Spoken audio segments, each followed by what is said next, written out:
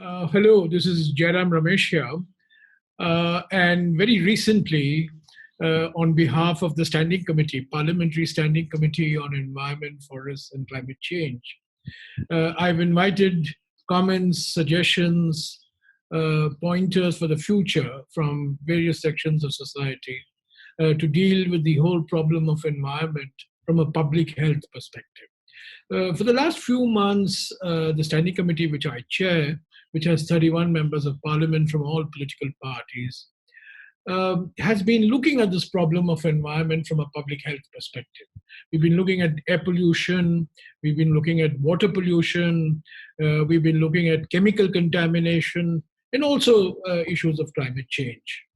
But clearly, the pandemic that has raged across the world over the last 3 months, and the lockdown that we have had in India for the last 4 weeks and more, has once again brought home to us the very vital issue of ecology, and not ecology from a naturalist perspective, but ecology from a public health perspective. I think that's the new discourse that we need to get into. We need to sensitize people that problems of ecological protection, ecological balance are not some long-term issues, but they have very short-term public health impacts, both in terms of morbidity and in terms of mortality. So I've invited the suggestions. We've been getting a large number of suggestions, and I hope in the next couple of months to finalize a report to the government on what steps that need to be taken to look at an environment from a public health perspective. Last year or so, we've been sensitized to the issue of air pollution, particularly because Delhi was so badly affected, and anything that happens in Delhi captures international headlines. So we started looking at air pollution from a public health perspective. But there are very serious issues of climate change, very, very major issues on water pollution, chemical contamination, which we tend to take for granted. So this is an opportunity. I think this crisis that we are going through, very painful, very anguishing, very destructive, in a very devastating fashion of livelihoods, should once again bring home to us the truth of what we have been told thousands of years ago by our ancients, Prakriti Rakshati Rakshataha, that nature protects those who protect it. And by protecting nature, you are not only protecting, natural resources, forests, biodiversity, wildlife, and so on, but you're also contributing to the health of communities, public health being of paramount importance now. Now, what I'm really concerned about is that because the economy has been decimated, this year, particularly this year, livelihoods and jobs have been destroyed in very large numbers.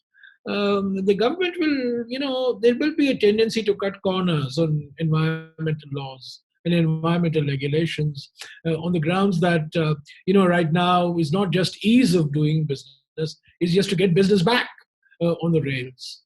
So there would be a natural instinct to say that right now the great priority for us is to revive investment, revive exports, revive industrialization, revive economic activity.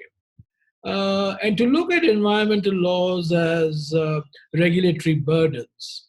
I read that in the last 2 weeks, a couple of days, the environment minister has been saying we have given virtual clearances to so many projects. Now, how do you give virtual clearance on environmental issues? How do you do virtual environmental impact assessment?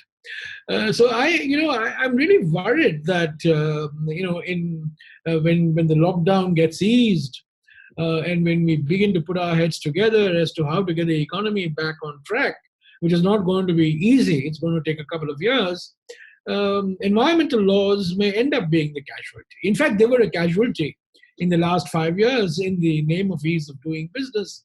But now they would require added urgency. And that's what we have to guard against.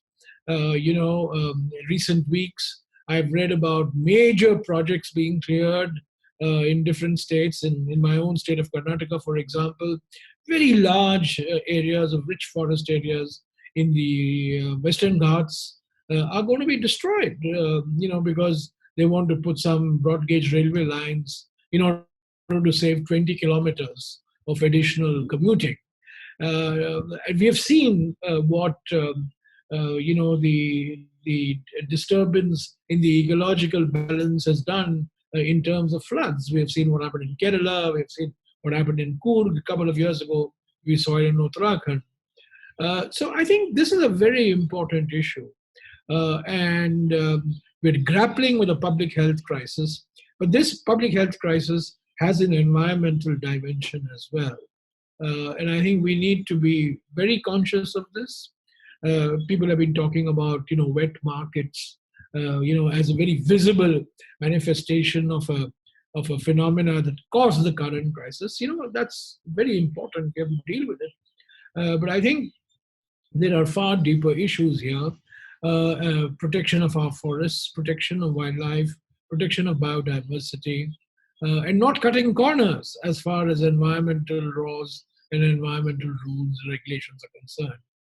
I know, for example, this year, the meeting that was supposed to be held in Glasgow on climate change negotiations has been put off by a year. My own view is that these meetings do not accomplish much. They really outlived their utility. And we need to think afresh on how we are going to get an architecture for the implementation of the commitments that all countries have made in Paris in 2015. And for 5 years, we've been haggling over how we are going to monitor, how we are going to assess, how we are going to report, or audit these commitments. And they're completely bogus debates. These things can be settled in a matter of weeks. And I think, climate change is going to get a back seat as we come to grips with the public health crisis that every country developed and developing is confronting. But I hope that, there will be voices internationally, and there will be voices in India who will get up and say, this is not the time for relaxing environmental laws, because there is a very close nexus between environment and public health. Environment, of course, broadly defined, not just pollution, not just contamination, but also climate change, also the way we, handle our biodiversity, for instance. So, my friend Bittu is in the forefront of this public debate, and I wish him all the very best. And all I can say is that count me on your side. And we really now have a big challenge on our hands. And I think the important thing to do is to change the framework of the discourse on environment and bring in public health far more explicitly, far more directly than has been the case so far. And I think there will be more political traction, there'll be more traction from the public when they see that environmental protection is actually good for their health, both individual health as well as public health. Thank you.